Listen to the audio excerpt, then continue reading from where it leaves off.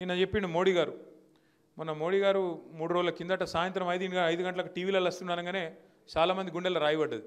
వామో మళ్ళీ నోట్లు రద్దు చేస్తాడా, మళ్ళీ ఏం చేస్తాడా ఈయన అని చెప్పి చాలామంది భయపడ్డారు. నేను అనుకున్న దబ్బన మన తెలుగు పిల్లలు చాలామంది అమెరికాలో ఉద్యోగాలు చేసుకుంటారు, చదువుకుంటారు.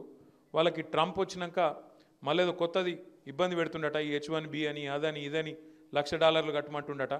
దాని మీద ఏమైనా చెప్తాడేమో ధైర్యం చేసుకుని ఆఖరికి మోడీ గారు ఏమైనా ట్రంప్ మీద గర్జిస్తాడేమో అనుకున్నాను. నేను ఏం చెప్తున్నా తెలుసా మోడీ గారు, నేను 8 ఏళ్ళుగా మిమ్మల్ని అందరినీ కూడా పీల్చి పిప్పి చేసి మంచిగా బ్రహ్మాండంగా GST 15 లక్షల కోట్లు వసూలు చేసిన, ఏది 8 ఏళ్ళ కింద నేనే తెచ్చిన, పెద్ద స్లాబులు పెట్టిన, 28% గుంజిన మొన్నటిదాకా, ఇప్పుడు జర తగ్గించిన, ఇక కాబట్టి రేపటి నుంచి పండుగ వేసుకోపోరు అంటుండు.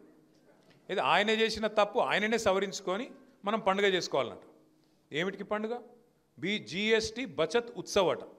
ఇక దానికి మళ్ళీ ఇక్కడ డప్పు కొట్టేటోళ్ళు మస్తుకున్నారు, బండి సంజయ్ ఇంకా చాలామంది ఉన్నారు అసంటోళ్ళు. దేవుడా మోడీ దేవుడు. ఏమిటికి దేవుడు? చేసిన తప్పును సవరించుకున్నందుకు దేవుడా? 28% మొన్నటిదాకా గుంజి ఇప్పుడు దాన్ని బుద్ధి తెచ్చుకొని 18% చేసి 10% తగ్గించుకున్నామని డప్పు కొట్టుకుంటే దేవుడా? మరి మొన్నటిదాకా గుంజిన ఇస్తావా వాపస్? మొన్నటిదాకా గుంజిన ఇవ్వాలనా వద్దా? నిజంగా దేవుడు పండుగ అంటే ఇవ్వాలి మరి వాపస్. 15 లక్షల కోట్లు తీసుకున్నావు, నువ్వే తప్పు చేసి 28% స్లాబ్ పెట్టి గుంజి పెరుగు మీద, పాల మీద, మందుల మీద, సూది మీద, దూది మీద అన్నిటి మీద వేసి గుంజి ఇప్పుడు అది తగ్గించి ఇక నేను పండుగ చేసుకోరు. ఎందుకంటే ఎలక్షన్ ఉంది బీహార్లో ఎలక్షన్ ఉంది, గెలవాలి కాబట్టి తగ్గించినట్టు యాక్టింగ్ చేసుకుంటా, దానికి మళ్ళీ పేపర్లలో అడ్వర్టైజ్మెంట్లు ఇచ్చుకుంటా చేసుకోపోయి పండుగ. ఎప్పుడు చేస్తాం పండుగ? నువ్వు చెప్పినట్టు నిజంగానే 15 లక్షల రూపాయలు వేస్తా అన్నావు కదా ఒక్కొక్కరి అకౌంట్లో, నల్లధనం తెస్తా, స్విస్ బ్యాంకులలో దాచుకున్నారు కాంగ్రెస్ వాళ్ళు, ఈ దేశంలో ధనవంతులు.